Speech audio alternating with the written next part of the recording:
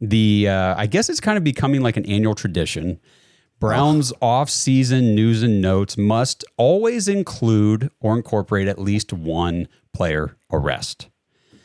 And we got to talk about linebacker Devin Bush getting arrested. It was in near Pittsburgh? Was it near Pittsburgh, Pennsylvania? Yeah, north of Pittsburgh. Okay. And that was on, I believe, Sunday night. News came out Monday morning about that. And he got hit with, what was it? Simple assault and... Yep. Harassment. That's what it was. Yeah. So Justin's got actually more details that I have not yet seen. So he'll read those now. Yep. I found this on triblive.com, but this is basically through police reports from Akron Beacon Journal. Complaint: the woman who called police claims Bush tried to grab a cell phone from her and was pushing her against a massage table in the process, trying to get it free. Officers claim Bush admitted to smashing the cell phone, but denied getting physical with her in the process. She ended up with an abrasion on her wrist and an abrasion on her toe. And yep, I mean, that's where we're at with it. So, Devin Bush is an NFL player. Even if he was not overly physical by a normal person's standards. I mean, he's still 6'2", 6'3", 200 and some, 25, 230. He's a big guy. Mm-hmm. So he's got a lot of strength. And I mean, you made a comment before the show and you said, what'd you say? Go ahead. So I just in situations like this, I feel like we always we got to just kind of appreciate the judicial process on this thing. Just let all the info come out. We're talking about rights that people died for, so just, give the guy his process. And I'm not defending him one way or the other. If, all these things are true, it's terrible. You know what I mean? Like, man should never put his hands on a woman, but give the guy a fair shake. We can't throw the guy to the wolves, and I had to go digging for info. Up until this point, I really didn't even know any info. It was just the charges. So any situation like that, I just feel like, let them have their process. And at the end of the day, if he's in the wrong, NFL suspension list, you know what I mean? He's going on the suspension list. So, and he might be anyway.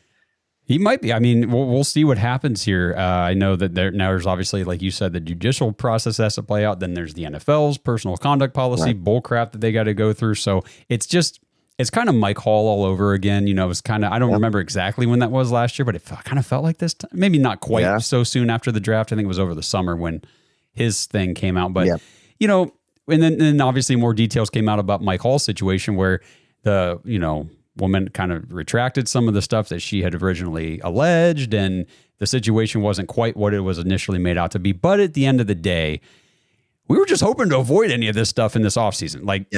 Browns player arrested for fill in the blank. We don't need it. I don't care if he's speeding. We don't need more speeding. We don't need a wreck. We just don't need stuff. I'm tired of stuff, That's fair. I mean, honestly, you hate to see this kind of stuff, Yes. You really hate to see it,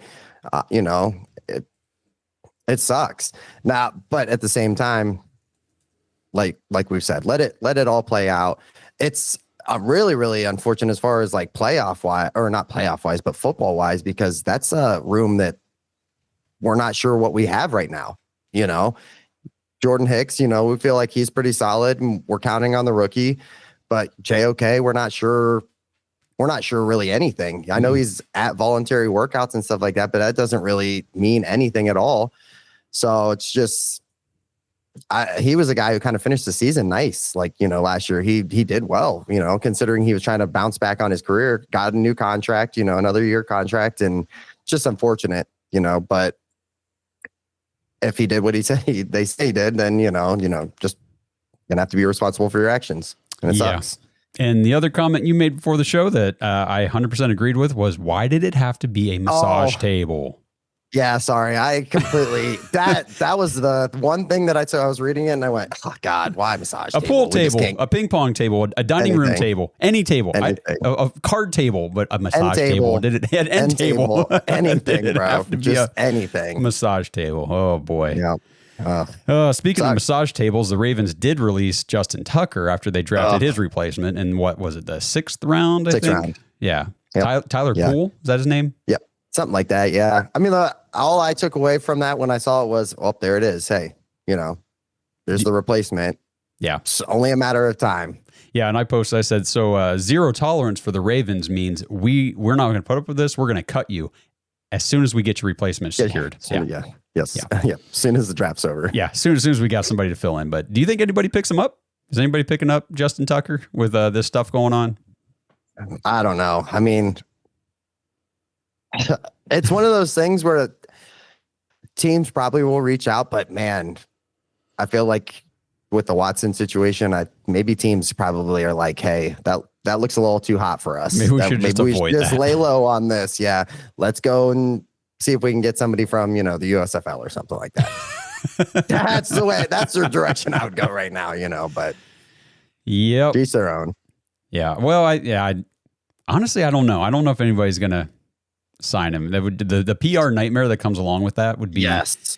I mean, as a Browns fan, it'd be kind of nice if somebody else did sign him because it take some of that crap, that energy elsewhere. But I don't know. Well, I don't think it's going anywhere, man. I don't think so either. I think it's here at least until March 2026 is whenever I predict Deshaun Watson will be cut.